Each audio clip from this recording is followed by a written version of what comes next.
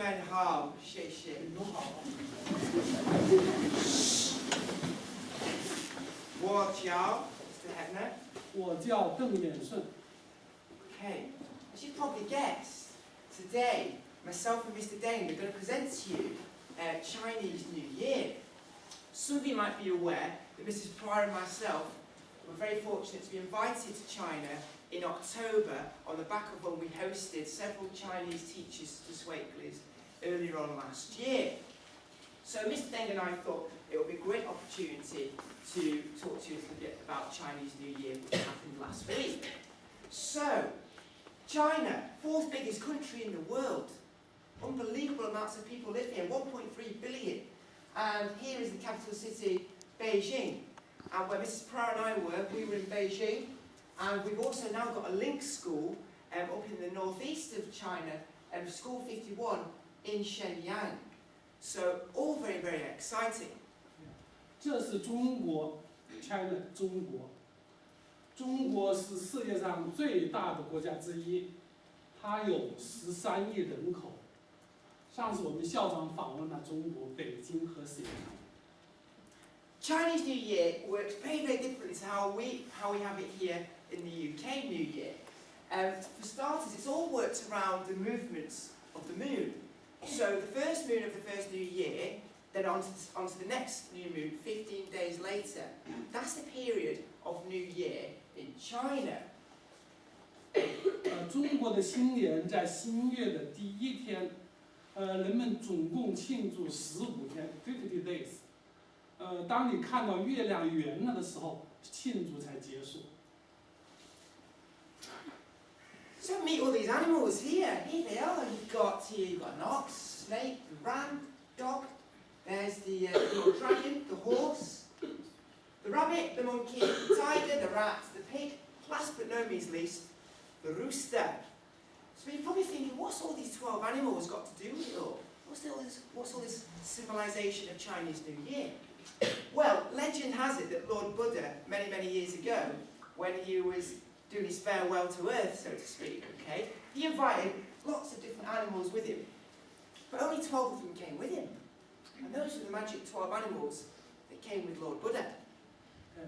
中国的每一年都有一个动物来代表，总共有12个动物，有虎、猴、兔、鼠、猪等等等等。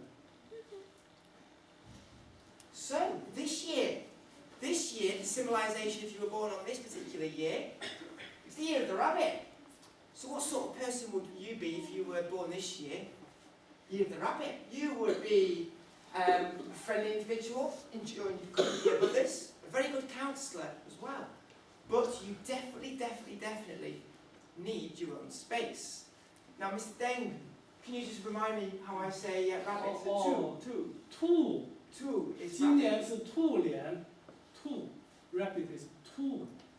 Okay, so there you go. Easy to remember. Number two for rabbit. Okay, so let's check out some of the traditions regarding New Year in China then. Is it similar to what we do over here?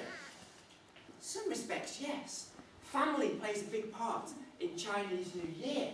Everyone gets together, as you can see, but they're very, very superstitious in China about keeping away the bad luck and bringing the good luck towards. So it's very important, for example, as you can see here, that windows and doors are all shut tight. Keep the bad spirits away. And fireworks are lit in order to drive away those bad spirits. 每一年的新年庆祝，通常人们先要清洁他的房间，装饰他的房子，然后全家人团聚，有的时候在庙里面去。So, as you can see here, a typical family around the table at New Year celebrating the Spring Festival Eve. And as I said, that food plays a huge part. You might recognise some of those dishes there, perhaps what you've had at home or in a restaurant. But there's two key things that I found very interesting when I was doing my research. One is, for Chinese New Year, you would have a whole fish. Head on it, the tail, the fins. This shows togetherness. Very simple. And also chicken, full head, full legs. Everything is there. Okay, that shows prosperity. Noodles.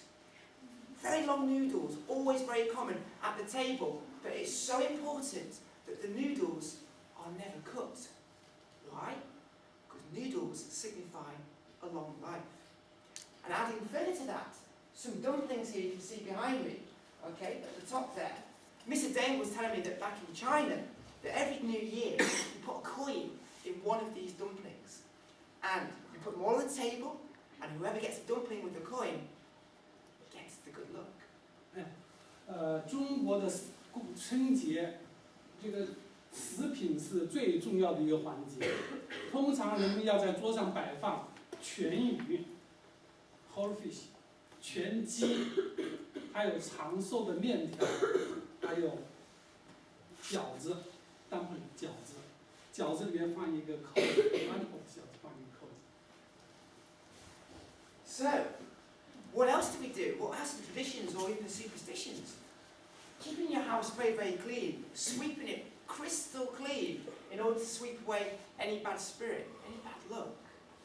And you often see in a Chinese household this particular symbol here, and this symbol here is called Fu, which means blessing and happiness. 通常在新年的这一天，你要在你的门口大门上挂上这一个符号，挂在你的 in front of your door， 挂在门口。这个意思是说，福到了 ，means happiness come to your home。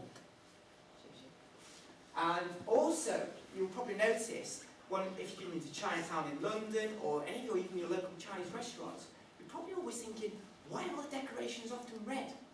Well, red is an extremely lucky colour in the Chinese tradition. 红色在中国是非常重要的，它是一种喜庆色。So, something that you guys are probably much more interested in here, in particular, is what happens on New Year's Day. Now, children receive these little red envelopes, often with a similar picture to this.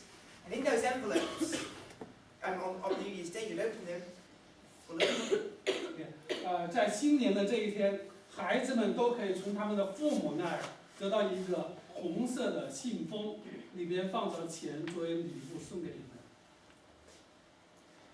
So, here we go. This is how you say Happy New Year in Mandarin, okay? So Mr. Deng is going to wish you all a Happy New Year now, okay? And then we will return that favour to Mr. Deng and we will say Happy New Year to him in Mandarin. So listen very carefully to your pronunciation. Mr. Deng. 恭喜发财。 Okay. 恭喜发财。